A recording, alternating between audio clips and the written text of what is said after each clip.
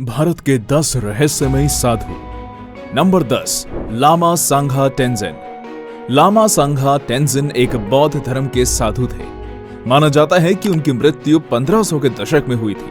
भारत तिब्बत सीमा police बल को उनके अवशेष 1975 की खुदाई में एक ममी के रूप में भारत के हिमाचल प्रदेश की स्पीति घाटी के ग्यू नामक गांव में मिले। भारत के बौद्ध भिक्षुकों में उनका शव एकमात्र है जो प्राकृतिक रूप से ममीकृत है।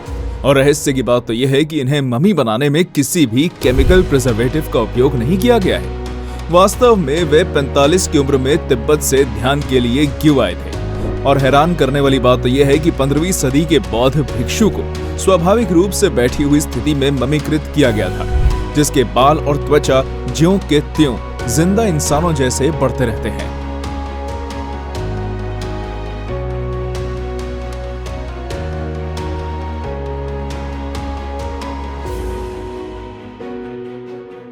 नंबर 9, प्रहलाद जानी। प्रहलाद जानी का जन्म गुजरात के मेहसाणा जिले के चारदा नामक गांव में हुआ था। प्रहलाद जानी एक रहस्यमयी साधु थे जिनके बारे में ये जानकर अचंभा होगा कि पूरे 70 वर्षों तक उन्होंने ना तो कुछ खाया और ना ही पानी पिया। जानी जब 7 साल के थे तो उन्होंने अपना घर छोड़ दिया और जंगल में रहने चले गए। वहां उन्होंने अम्बे माँ की तपस्या की और अम्बे माँ के दर्शन का आध्यात्मिक अनुभव किया, जिसके बाद उन्होंने अम्बा की महिला भक्त जैसे लाल साड़ी, आभूषण और कंधे तक लंबे बालों में लाल फूल पहने हुए रहे और इसलिए उनको माता जी या चुनरी वाला माता जी भी कहा जाता है। उनका निधन 26 मई 2020 में किसी अज्ञात कारण से हुआ था।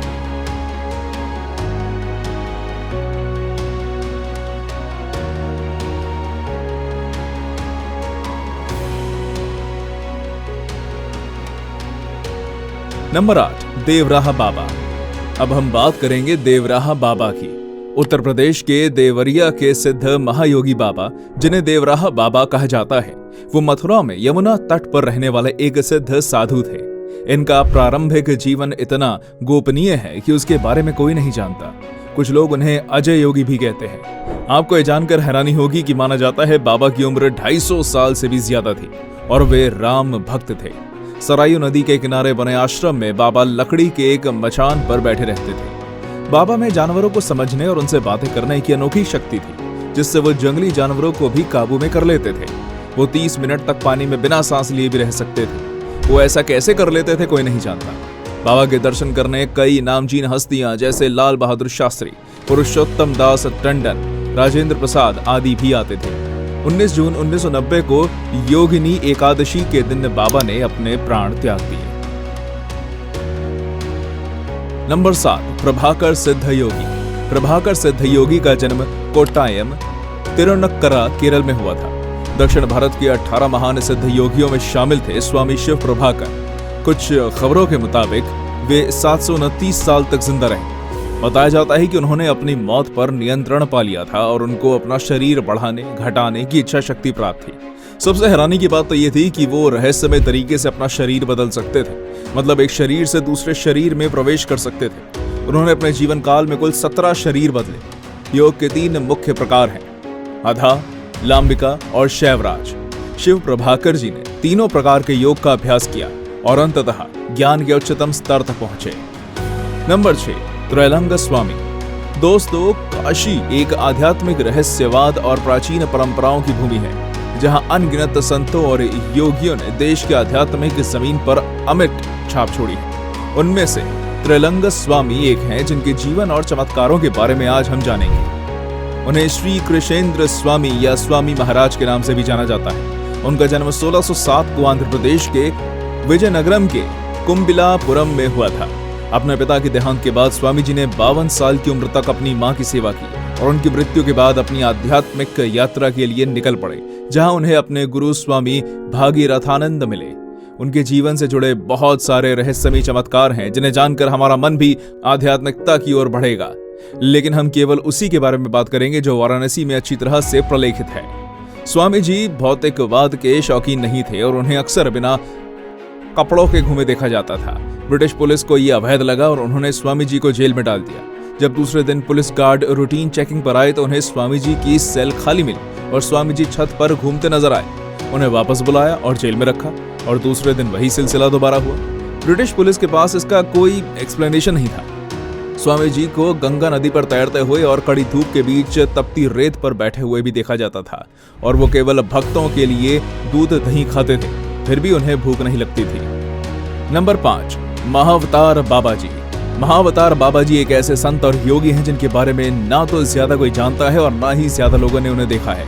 महाअवतार बाबा जी का जन्म और मृत्यु इतिहास में दर्ज नहीं है, लेकिन परमहंस योगानंद ने अपनी आत्मकथा में ये कहा है कि बाबा जी एक मृत्युहीन अवतार हैं और उन्होंने भारत के सुदूर हिमालयी इलाकों में अनगिनत वर्षों तक निवास किया है। कभी कभी केवल कुछ भाग्यशाली लोगों के सामने ही वो प्रकट होते हैं। लहरी महाशय और परमहंस योगानंद ने बाबा जी के दर्शन किए हैं। महाअवतार बाबा जी के बारे में कहा जाता है कि उन्होंने आदि शंकराचार्य जी को क्रिया योग की शिक्षा दी थी। महाअवतार बाबा जी के बारे में हमें आज जो कुछ पता है वो केवल उनके शिष्यों द्वारा लिखी गई किताबों के माध्यम से ही प्राप्त है। नंबर 4, गुरु नानक देव। गुरु नानक देव जी एक ऐसे संत थे जिनको भगवान माना जाता था। वो सिखों के आदि गुरु थे। उनके अनुयायी उनको गुरु नानक साहिब के नाम से बुलाते हैं। वे बचपन से ही कुछ अलग थे, आंखें बंद करके आत्मचिंतन में मग्न हो जाते थे। एक बार गुरु नानक जी ने अपने शिष्य मर्दाना, जो कि जाति से एक मुस्लिम था, उसके साथ मक्का गए तो थक कर मुसलमानों का प्रसिद्ध पूज्य स्थान काबा में रुक गए। सोते समय उनके पैर काबा की ओर थे। ये देखकर एक मौलवी नानक साहब के ऊपर गुस्सा हो गए और उनके पैरों को घसीट कर दूसरी तरफ कर दिया। इसके बाद जो हुआ वो हैरान करने वाला था। वो ये था कि जिस तरफ बाबा जी के पैर होते, काबा उसी तरफ नजर आने लगता था। कहा जाता है कि उन्होंने सूरज चांद को रोक लिया ताकि उनके भक्त अपनी प्रार्थना पूरी कर सकें। वो नदी का बहाव उल्टा कर सकते थे ताकि उनके शिष्य उसको पार कर सके। वो अपने रहस्यमय चमत्कारों से कई लोगों की बीमारी ठीक करते थे। नंबर 3, गजानन महाराज। गजानन महाराज एक हिंदू संत और गणपति के भक्त थे। वो कहां और कब प्रकट हुए ये कोई नहीं जानता।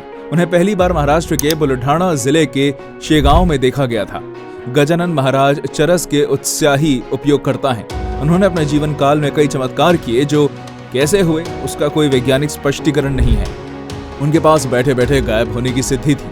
उनके चमत्कारों की बात की जाए तो उन्होंने जनराव देशमुख को एक नया जीवन दान दिया था। सूखे कुएं को पानी से भर दिया था और अपने हाथों से गन्ने को छीलकर उसका रस निकालते थे। उन्होंने 8 सितंबर 1910 को संजीवनी समाधि ली थी। आज भी उनके आस्था रखने वालों को उनके चमत्कारों का अनुभव मिलता है। नंबर 2, नीम करौली बाबा। नीम करौली बाबा का पूरा नाम लक्ष्मी नारायण था। उनका जन्म 1900 के आसपास उत्तर प्रदेश में हुआ था। उन्होंने 17 साल की उम्र में ज्ञान प्राप्त किया था। नीम करौली बाबा हनुमान जी के बहुत बड़े भक्त थे। इसके अलावा उनके प्रशंसक उन्हें हनुमान जी का अवतार भी मानते हैं। ऐसा माना जाता है कि नीम करौली बाबा के पास कई सिद्धियां थी और उन्होंने उनकी मदद से कई महान चमत्कार किए। एक बार नीम करौली बाबा को ट्रेन में टिकट लेकर ना चढ़ने की वजह से ट्रेन से उतार दिया। बाबा को जब ट्रेन से उतारा तो स्टेशन से ट्रेन चली ही नहीं। इंजीनियर के आकर चेक करने पर भी कोई समस्या नहीं दिखी। जब स्टेशन मास्टर ने बाबा से माफी मांगी, ट्रेन में बिठाया, तब जाकर ट्रेन चली। बाबा के ऐसे कई सारे चमत्कार हैं जिनका राज आज तक कोई नहीं जान पाया है। बाबा के चमत्कार इतने प्रसिद्ध थे कि एप्पल के संस्थापक स्टीव जॉब्स, फेसबुक के सीईओ मार्क ज़करबर्ग आदि भी कैंची धाम बाबा के आश्रम आते थे। नंबर 1, बामाखेपा। बामाखेपा का असली नाम बामाचरण चट्टोपाध्याय था। उनका जन्म बीरभूम जिले के रामपुरहाट उपखंड के अतला गांव में हुआ था। वे मां तारा के प्रबल भक्त और एक सिद्ध योगी थे। वे मां तारा के मंदिर के पुजारी बनकर रहते थे और शमशान में जाकर ध्यान करते थे। उनकी पूजा का ना तो कोई समय होता था ना ही कोई विधि। उनको लोग पागल कहते थे, इसलिए उनका नाम बामाखेपा पड़ा। खेपा शब्द का अर्थ होता है पागल। बामाखेपा की मां की मृत्यु के बाद जब देह को तारापीठ ले जाना था तब तूफानी बारिश होने लगी। गांव वालों को नदी पार करने के खतरे का पता था। नाव वाले बाबा ने भी नाव को अपना एकमात्र सहारा बताकर देने से इनकार कर दिया। बामा, जो एक रहस्यमय योगी थे, मुस्कुराकर अपनी मां के शरीर को नदी के पार चलकर ले गए। उन्होंने अपनी इच्छा पूरी करते हुए देवी तारा के मंदिर के पास स्थित शमशान में दाह संस्कार किया। बामा, जो 2 रोटी भी मांग कर खाते थे, उन्होंने अपनी मां के मृत्यु भोज आयोजित किया। लोग हैरान थे कि बामा भोज कैसे करवाएंगे, पर मृत्यु भोज के दिन ही तारापीठ मंदिर की तरफ सब्जियां और अनाज से भरी बैलगाड़ियां रही थी। और जब मौसम खराब हुआ तो जहां बामा ने मृत्यु भोज का आयोजन किया था, उसे थोड़े से स्थान को छोड़कर आसपास भयंकर बारिश हो रही थी। बामा के जीवन काल में ऐसे बहुत सारे रहस्य छिपे हुए हैं। तो दोस्तों, भारत के रहस्यमयी साधु के बारे में जानकर आपको कैसा लगा? उम्मीद है आपको मेरा वीडियो पसंद आया होगा। यदि आप ऐसे विषय पर और वीडियो चाहते हैं तो जल्दी से चैनल को लाइक करें और सब्सक्राइब करें।